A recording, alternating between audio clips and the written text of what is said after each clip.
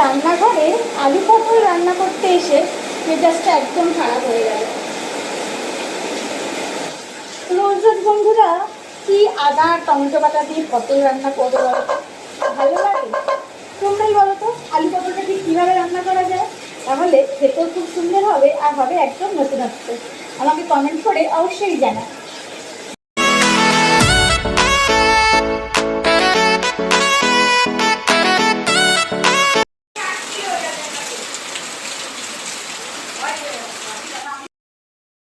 বাইরে পড়ছে দারুণ সুন্দর বৃষ্টি, আর সেই দেখে ইচ্ছে হলো আজকে আলু পটলটা বানাই চার মগজ বাটা দিয়ে।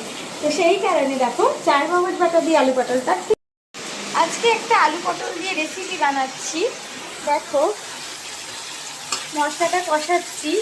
এইখানে রয়েছে তোমার গোটা জিরে, শুকনো লঙ্কা আর একটু চার মগজ বাটা, এই মশলা দিয়েছি আর গরম মশলা ফোড়ন দিয়েছি।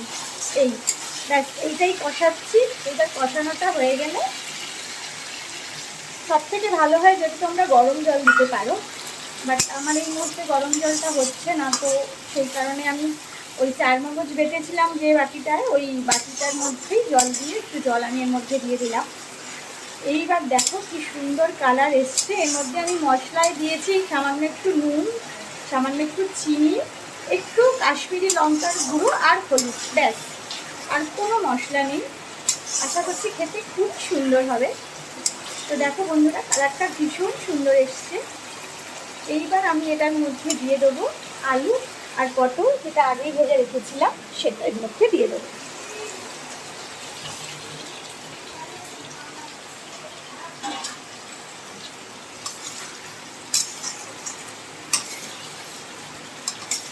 এই আলু আর পটলটা দেওয়ার পর কিন্তু আমাদের বেশ খানিকক্ষণ ধরে এটাকে কষাতে হবে।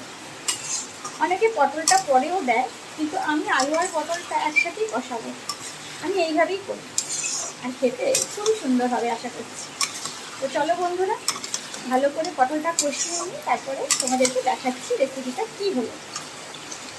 দেখো বন্ধুরা চলছে আমাদের আলু পটল কষানো, আর কালারটা তো দেখেই বুঝতে পারছো কতটা সুন্দর হয়েছে। তো চলো কষিয়ে নিই, আর কষিয়ে নিয়ে এর মধ্যে দিয়ে দেবো জল। কষানো একদম হয়ে এসছে শেষের দিকে, দেখো সুন্দর তেল ছেড়ে এসছে। এর মধ্যে আমি দেবো জল, যদিও গরম জল দিলে সব থেকে ভালো। তো এই মুহূর্তে আমার গরম জলটা হয়নি, সম্ভব হচ্ছে না, তো সেই কারণে আমি চার মগজ বাটার জলটাই দেবো। চার মগজ বেটে যে বাটিটা রেখেছি ওই বাটিটায় একটু জল মিশিয়ে আমি সেই জলটা এর মধ্যে দেবো। আর গ্রেভিটা খুব অল্পই রাখবো, তো সেই কারণে অল্পই জল দেবো।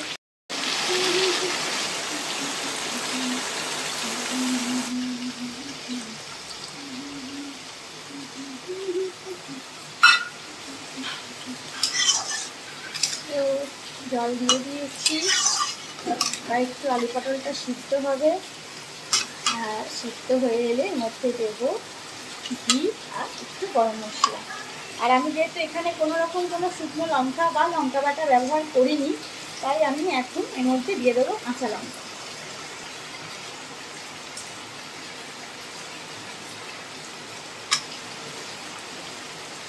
যেহেতু এটা রাজিরাজ খাবে, একটুখানি মানে আলুটা টেস্ট করবে, তো সেই কারণে ঝালটা আমি একদমই কম রেখেছি।